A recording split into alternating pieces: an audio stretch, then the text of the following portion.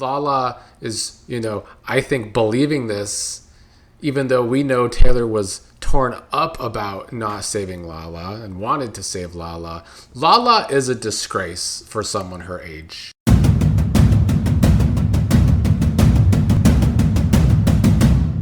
Why, hello. Time to talk about another day in the Big Brother 28 house with the live feeds this season. Still not giving, but we'll get into it anyway. Although I didn't hate the events of yesterday and Drew becoming the potential target for this week. I will say I did not do a outline of my notes like I like to do, so they might be all over the place. But that's how this season is. I don't really care to put that much effort into the outlines. We'll start with Dee and Haley talking yesterday.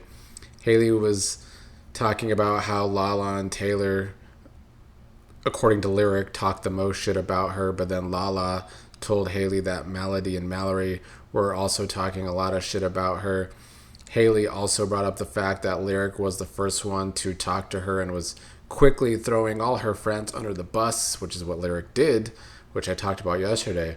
Which you would think would make people look at Lyric like she should never have any agency in this game if she's quick to throw all her friends under the bus. I don't think that was the best strategy to make connections and keep connections in the house. But I guess, at least Lyric is playing these days.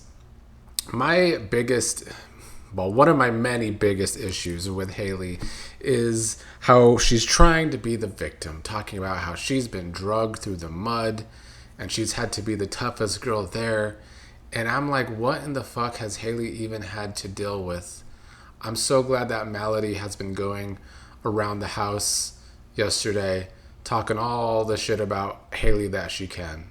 Talking about how Haley is just so fucking weird and she wants to sit there and be like, I really, really had a hard 3 weeks. Like, really? So, yeah, Melody and Drew in their conversation calling out how Haley hasn't even been on the block yet. So what even is this shit show victim act that she's trying to put on? First thing yesterday, Haley was doing what the Red Corner and the Hateful Eight Alliance do and trying to think of ways of how she wants to get everyone against Taylor so that Taylor has no one to work with and no one to cry to. Really giving the vibes of what they did to Rome and then what they did to Jason. It was going to be Taylor's turn, if not for the way that Drew has been playing. Kamu told Haley he didn't want to be involved when Haley tells Drew that he is a pawn because Kamu says that Drew thinks they're super close, so Kamu wants to be left out of that. One thing about Kamu's game is he wants to at least have the perception that he's playing his own game. But I also think this is his way of playing his own game. And I don't know if anyone else in this big-ass, boring-ass alliance realizes that or not. After Drew's first conversation with Haley, he was feeling like Haley was going to put someone up from the tool shed. And Drew told Dee that Haley said Dee's name, which to me this was just going to make Dee want his ass out more, which is basically what happened. I guess before we get even to the Haley and Drew stuff, Lala, I wish you would go. I wish you went home last week.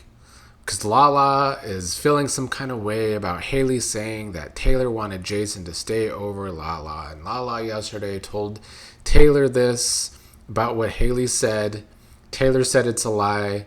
Taylor left upset. Lala is, I think believing this, even though we know Taylor was torn up about not saving Lala and wanted to save Lala. Lala is a disgrace for someone her age. She should not have this lack of discernment that she has at her big age. Lala crying again last night. She's not the one on the block. Taylor is. Lala is another waste of space in this cast in a long line of wastes of space. Haley told Kamu yesterday that he needs to be careful with Dee because the stuff that he tells Dee gets back to her. And then they discuss how they need to trim the fat on the Toolshed Alliance. And, this is the plan to get out Drew, but Camus is also sussed out by Barrett. This is Camus again when he was playing his own game, saying he's going to keep telling people he's at the bottom of the alliance with Chuck and Haley so that he can separate himself from the alliance so people don't think they're close, which, is like kind of good for all three of them, but it's best for Camus to do that. And I wonder why Haley and Chuck don't call that out, but whatever. Haley told Angela that Angela's going to be so proud of her, of how she's handled these conversations. The way Haley was retelling stories about her one-on-ones was like Haley was such a badass in her one-on-ones when she isn't. Haley talks a good game. When it comes to actual action, it's weak. She could be aggressive behind people's backs, talking as much shit as possible, being so upset, so mad. But when it comes to face-to-face talks, coward. Haley told Angela that she told Melody that there's another way to play Big Brother, and that's not as a mean girl. And this is just projecting from Haley, of course. Hateful Haley, if you will. And again, that's why I'm glad that Melody has been going around the house all day saying crazy things about Haley. Going full Pisces, this is where I can relate to Melody, because all I do on this channel is rant. And I feel like all Melody did yesterday was rant, calling Haley a country bumpkin, which is something I like to call people too. Calling Haley a pick-me, a delusional ass pick-me, that she's a character flawed person. Melody was going in about Haley throughout the house yesterday. Haley had a conversation with Taylor. Haley said some things got back to Haley from what Taylor was saying. Taylor said that Taylor ain't say shit. And I thought that Taylor did very well in that conversation with Haley, calling out the bullshit very subtly about how, oh my God, God forbid Taylor talk to the only black woman in the house that's with her. Like, God forbid Taylor find comfort in her. I thought that Taylor really cleared Haley in that conversation when Haley was acting like it was a sin for Taylor to want to talk to Jason the past few days. And it's like, why? Because your plan to isolate Jason didn't work because Taylor was still talking to him. Just ridiculousness. Anyways, things started to shift towards Drew, even though Haley's original plan was to have Taylor the target. Camus told Dee that he believed if Mallory had not won the blockbuster, that Drew and Barrett would have flipped on them and voted out Lala. So he was pitching to Dee that they should target Drew and Barrett this week. When Drew had another conversation with Haley, I think starting to feel like he had a slight possibility of going up, Drew was asking Haley if they're still working together, but Haley was going on about how there's a lot of talk with Drew's name in it, how people don't know where Drew stands, and, warning Drew about how he goes from person to person. And then when Haley told Devens that Drew was the only person to throw out Devens' name, that was it for the target being on Drew, because Devens pushed very well in the conversation with Haley about if Haley's going to put up Drew, how they should just make him the actual target, because that's the most logical thing to do. Haley's whole plan was stupid, to just put up Drew, say he's a pawn, when he could very well go home. If you're going to put up Drew, someone in your big ass alliance, you might as well just go the full way and make him the target. So that is what ended up happening. Haley became fine with switching up her target to Drew this week.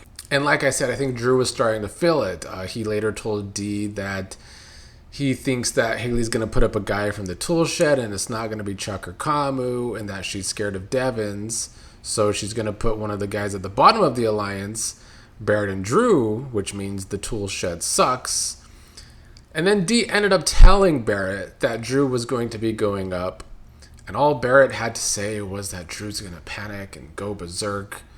Like, what does Barrett do with this info that his number one Drew, his final two Drew, is going to be put up on the block, and it's looking a little shaky for Drew?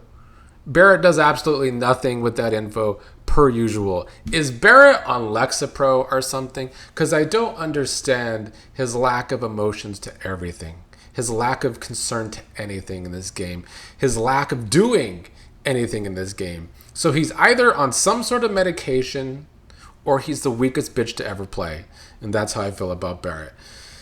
Angela, Haley, D, Devens, Chuck were talking about the plan. Nobody cared to hear what Chuck had to say. Everyone in that HOH room was talking over Chuck. Chuck is just another cast member this season that is furniture. Of course, nobody's more furniture than Barrett, though. During this conversation, they were shitting on Lyric, talking about... Angela said, raise your hand if Lyric has told you she would not put you on the block, and everyone raised their hands. And then later in the day, Chuck was hiding out in the HOH room with Haley, saying that Lyric won't leave him alone. She keeps coming up to him, telling him she'll do anything to work with them. So Lyric's game not really working, the whole flirty thing not really working, but I will say they don't see her as one of the big threats right now. Maybe it's because Lyric... the way Lyric is playing, she's trying to have nobody in the game, I would say. Haley did end up nominating Drew, Taylor, and Melody, which was the plan from jump. Drew tried to talk to Barrett about his concerns, saying that he feels like it's actually smarter for Dee and Devens to let one of them go, that he doesn't know if they would save Drew this week. Barrett, of course, not worried about it. No, not worried about a damn thing, apparently. That's all he could say in this conversation. Barrett still believes fully in the vets. Barrett wants to be the one and only vet pet this entire season, be a puppet for the vets. So sick of his ass. Drew was saying that his gut says that they're cooked, but, Barrett continued to try and deny those feelings. Drew needs to listen to his gut. And again, Barrett having zero game, zero real thoughts, just sitting there while the house is on fire like that meme, just being at the bottom of a big alliance. I never want to hear this guy in the postseason give any advice or any thoughts on Big Brother, because clearly he has none when he's in the actual game. We got to hear Angela and Dee just gloat about how everything we have been wanting in this game is happening. How is it that easy? Angela asked. Dee says that she thinks that we can get Barrett, and that she told Barrett all about the Drew thing. And I think that Dee is right. They can get Barrett. He just wants to play for the vets this season. That's all he's there for. Dee was saying that she didn't get the power and that there could be two powers floating around. This was to Angela, though. She could have been lying. If she didn't get the power, I do hope it's a blow to Dee's ego. However, later on the feeds, we see Dee and Devens giving hearts to the camera, which could lead us to believe that Dee did get the power and just didn't tell Angela, but probably told Devens at some point. A few more things. Last night, Kamu told Taylor that she was nominated because she was apparently crying after Haley won HOH. Taylor denied it, said she was upset that she didn't win HOH. Kamu told Taylor that Drew's the one that told Haley this. Drew walked into the room. Taylor confronted Drew, asked Drew if he told that to Haley, said it didn't happen. It was good to see Taylor call Drew out, because this was just more of Drew's sloppy gameplay coming home to roost. I do think Drew definitely picked up on the fact that Kamu told this to Taylor, though. I also think Drew was picking up on the fact last night that nobody would play for him in veto. This, of course, leads to speculation that if Dee didn't get the power, that Drew got the power that is for a legend to play veto for him or some shit, which would make sense why he was asking everyone last night if they would play veto for him. I hope he doesn't have the power and he loses the veto, because I do want Drew to go home this week, unless we could somehow get Barrett out. Like, if Drew gets off the block and they talk boring ass, nothing ass Barrett into going up on the block as a pawn, and then Barrett goes home, I would live for that. But I don't think the vets actually want Barrett out right now. I don't know what the backup plan would be. Haley was discussing possibly Lala the other day, but her whole thing is she wants a guy on the block. So we'll see. Maybe it'll be Yash. Speaking of Yash, Devens and Kamu basically replacing Drew with Yash right now. Devens said, "You know why we don't need Drew anymore? Because we've got Yash. I think Yash is more dependable than Drew." Kamu agreed. You know, though, Yash replacing Drew in an alliance is like being the heel of a shoe just there to get stepped on because you're at the bottom of a damn alliance. I didn't even bring up the other day, a couple days ago, the Kamu, Yash, D, Devens alliance because it's like, oh, what a concept. Another alliance with D and Devens? Wow, mind-blowing gameplay from these fuckers.